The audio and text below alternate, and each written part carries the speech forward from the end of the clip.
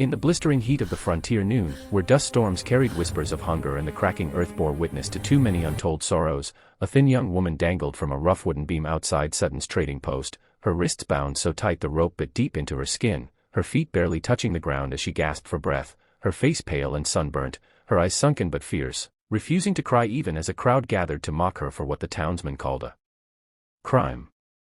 "Bread thief," someone spat, as though the words themselves justified cruelty, and the storekeeper, a round-bellied man named Sutton who believed mercy was only for the wealthy, barked at her that starvation wasn't an excuse for stealing from his shelves. The sheriff watched with cold detachment, twirling his mustache, uninterested in investigating why a girl so young and fragile had been forced to risk her life just to taste a scrap of stale crust.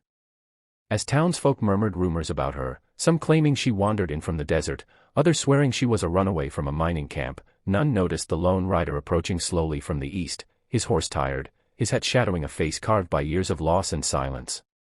This was Elias Ward, a widowed rancher whose name carried quiet respect. He wasn't rich, but he was known for helping strangers when no one else would. Since his wife's passing 2 winters ago, he had lived with no company except the wind and the cattle on his land, and although he had never sought trouble, trouble often found him in the form of people in need. As he reined in his horse and saw the bound woman trembling in pain, something in Elias's chest twisted, the memory of his wife, thin and sick in her final days, begging him never to ignore another soul's suffering the way he once ignored his own. Without a word, he stepped off his horse, walked through the stunned crowd, and drew the hunting knife from his belt with a slow metallic scrape.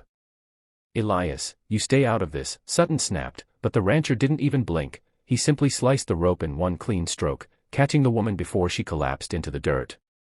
Gasps rippled through the onlookers as he lifted her easily in his arms, her breath hitching in confusion, her lips cracked and whispering something too faint to hear.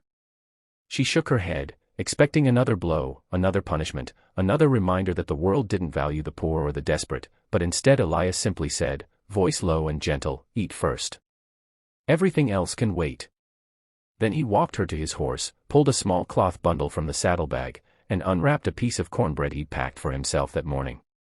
He pressed it into her trembling hands, and the way she stared at it, unsure if it was real, unsure if kindness could exist after so much cruelty, made the crowd fall silent. She ate with tiny, frantic bites, and Elias watched her with the patience of someone who had once been broken too. After a moment she finally whispered her name, Mariel, and told him she hadn't eaten in 3 days since running from a mining camp where workers were treated like livestock. She had tried to find work, tried to beg, but every door closed in her face until hunger drove her to Sutton's shelf of bread. Elias listened, anger simmering at the way the frontier punished the weak, and then helped her onto his horse as the sheriff stepped forward, clearing his throat. "You're interfering with store justice, Ward," the sheriff warned. "She owes a debt."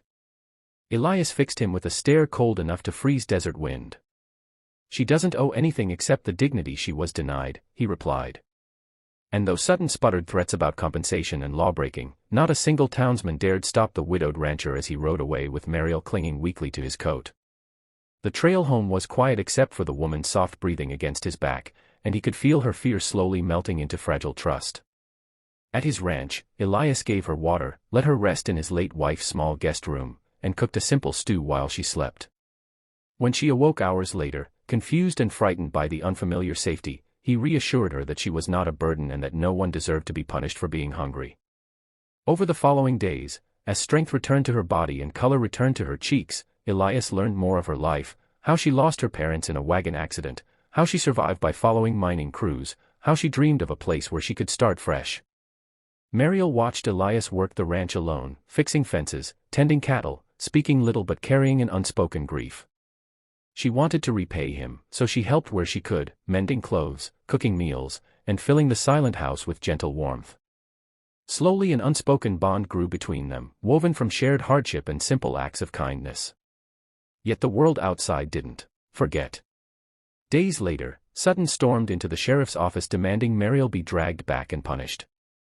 A posse was formed, cowards eager to flex power over the defenseless, and they rode to Elias's ranch expecting him to bend like everyone else.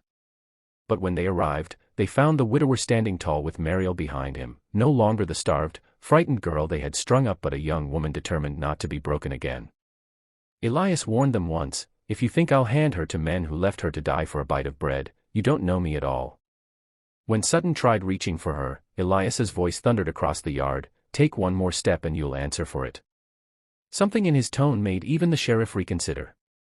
The posse hesitated. Sutton cursed them for cowards, but none were willing to push a man like Elias, who had earned his reputation through quiet courage, not violence. Eventually, the sheriff grumbled, "Let it go. Ain't worth the trouble," and the posse dispersed, leaving Sutton red-faced and furious. As dust settled and silence returned, Mariel felt tears slip down her cheeks, not from fear but from the realization that, for the first time in years, someone had chosen her worth over her weakness. Elias simply handed her another piece of bread with a half-smile. "Eat first," he said again, softer this time, as though it was no longer just an instruction but a promise that she would never starve, not in body, not in spirit, not in the world as long as he was in it. And though the future remained uncertain, Mariel felt something bloom in her chest, a hope she thought she lost long ago on a dusty road. A hope that life could be different. A hope that kindness still mattered.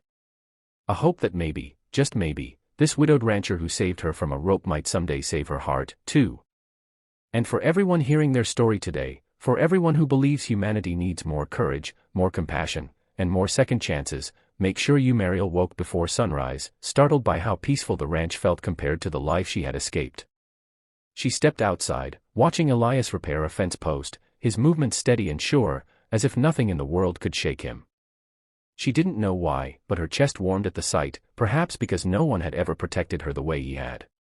Elias noticed her watching and offered a small nod, the kind that meant, "You're safe here," and she hugged her arms around herself, feeling something unfamiliar, belonging. Throughout the day, she worked beside him, learning how to feed the horses, how to check the water troughs, and how to cook meals that filled the quiet house with comforting smells. Elias rarely spoke, yet his silence felt kinder than most men's words. But danger still lingered beyond the ranch.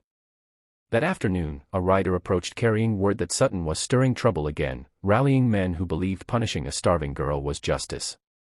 Mariel froze, fear tightening her throat, but Elias stepped in front of her, his hand resting gently on her shoulder. "You're not going anywhere," he said firmly. His voice, solid, unshakable, drove away the trembling in her bones. She realized he wasn't protecting her out of duty anymore, he cared. Truly cared. When night settled and coyotes howled in the distance, Mariel sat by the fireplace, staring at the flames. "Why did you help me?" she finally asked. Elias hesitated, rubbing the scar on his wrist, a habit she'd begun to notice. "Because someone I loved once needed help no one gave," he murmured. Mariel felt her heart pull toward him, not out of gratitude but something deeper, something growing quietly in the spaces between the words they didn't say. As the fire crackled, she whispered, "Thank you, for saving my life."